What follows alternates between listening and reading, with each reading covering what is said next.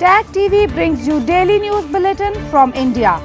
Breaking news and views from India. You're watching South Asia Newsline, and here are the top stories we are tracking for you on Friday, the 27th of February. PM Modi outlines policy roadmap for developed India at post-budget webinar.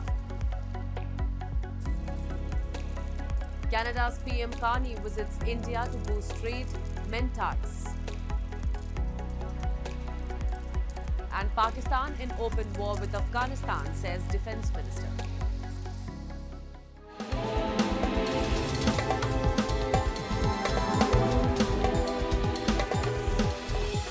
And now for all the details. India's Prime Minister Narendra Modi addressed a post-budget webinar on technology, reforms and finance for Viksit Bharat, describing the union budget as a long-term roadmap to achieve a developed India by 2047.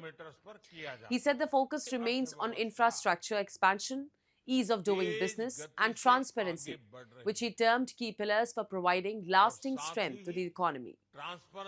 Highlighting a sharp rise in public capital expenditure from about rupees 2 lakh crore 11 years ago to nearly rupees 12 lakh crore in the current budget, Modi called it a strong signal for private sector participation.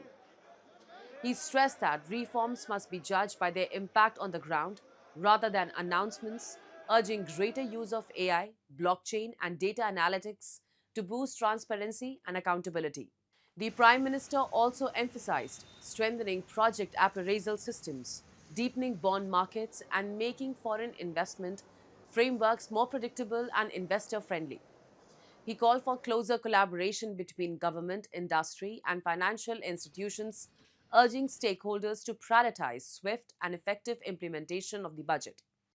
मेरा सुझाव है कि हम एक स्पष्ट reform partnership charter विकसित करें।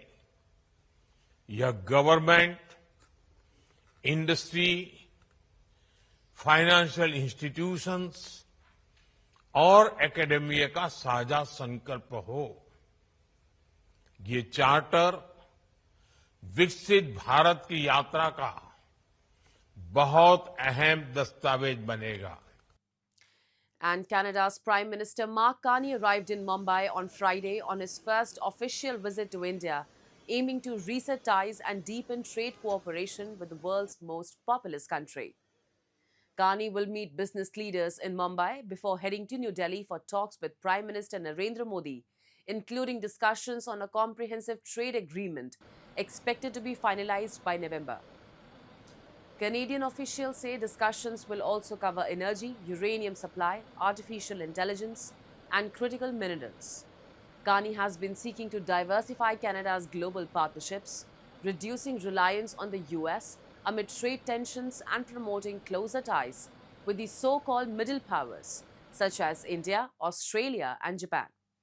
Relations between Ottawa and New Delhi deteriorated after former Prime Minister Justin Trudeau alleged Indian links to the killing of a Canadian Khalistani separatist, claims India has denied.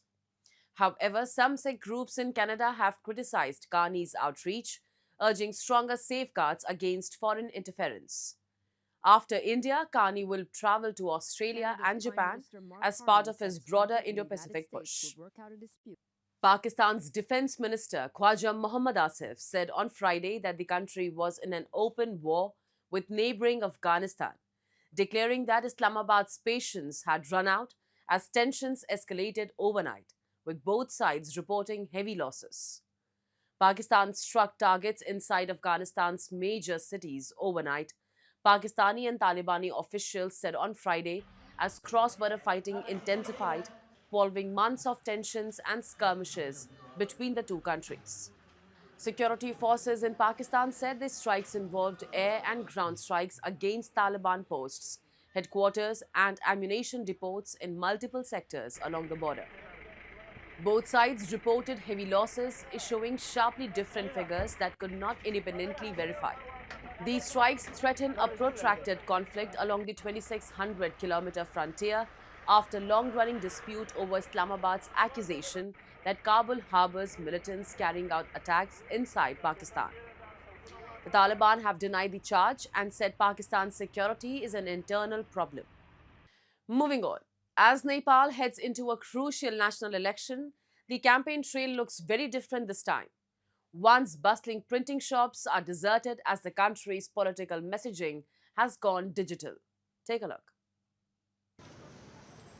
An eerie emptiness hung over printing professional Anita Chaudhary's shop in Kathmandu this election season, a stark contrast to the usual bustle of past polls. Nepal is set to hold a national election on March 5th, its first since deadly youth-led anti-graft protests toppled the government of then Prime Minister KP Sharma Oli in September. In earlier elections, small printing presses worked round the clock producing posters, pamphlets and banners for candidates. But this year, orders have slowed to a trickle. Candidates are increasingly turning to social media platforms to build support, shifting campaign strategies away from traditional print to attract Nepal's tech-savvy Gen Z voters.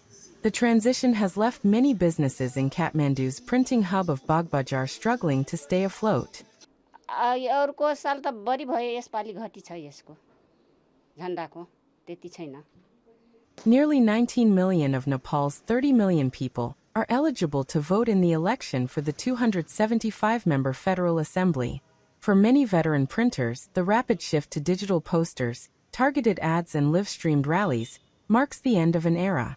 40 वर्षको दौरानमै अब यो चुनावको कुरा गर्ने हो नि त पहिला त हामीले हातले लेख्थ्यौं ठुलठुलो ब्यानरहरू चाहिँ हातले नै लेख्थ्यौं त पछिको चरणमा आएर चाहिँ यो ब्यानर लेख्ने बाइन्ड भइसकेपछि अक्षर लेखन चाहिँ बाइन्ड भइसकेपछि यो झण्डाको क्रम चाहिँ स्क्रिन प्रिन्टबाट गर्दै आइरहेको छौं.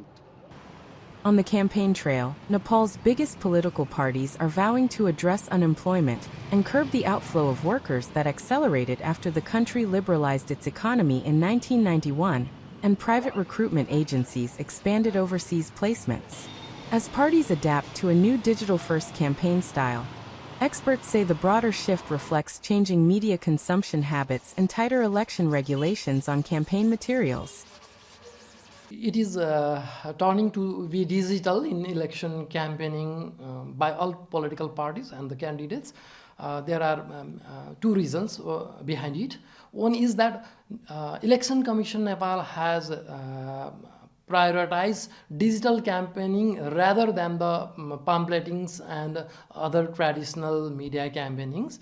And the other thing is that there is a big impact of social media and digital media products, and the consumption pattern is very high.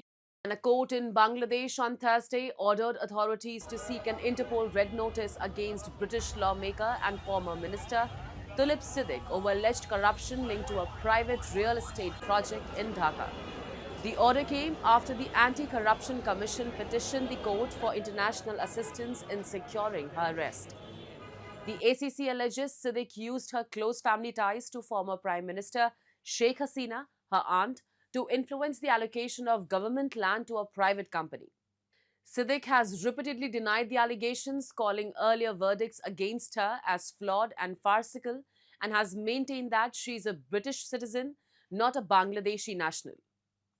Bangladesh courts have sentenced her to a total of 6 years in prison in 3 separate corruption cases tied to Hasina's time in office.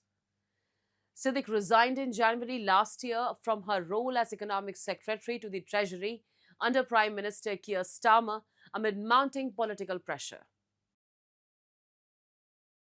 Moving on, devotees in India's northern state of Uttar Pradesh mark the beginning of Holi, the festival of colours, on Friday ahead of the main occasion next week.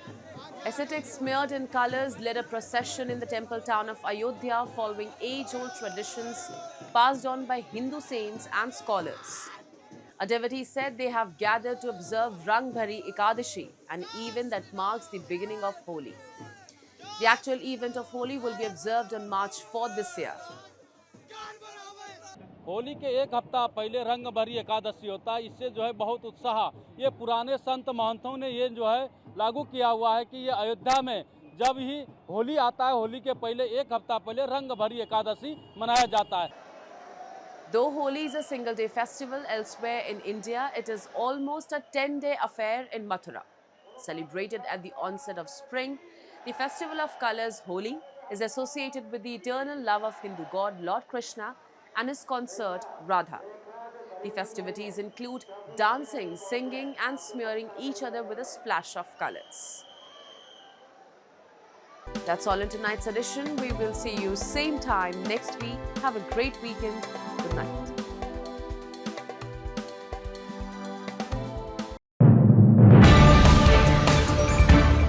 Tag TV brings you daily news bulletin from India. Breaking news and views from India.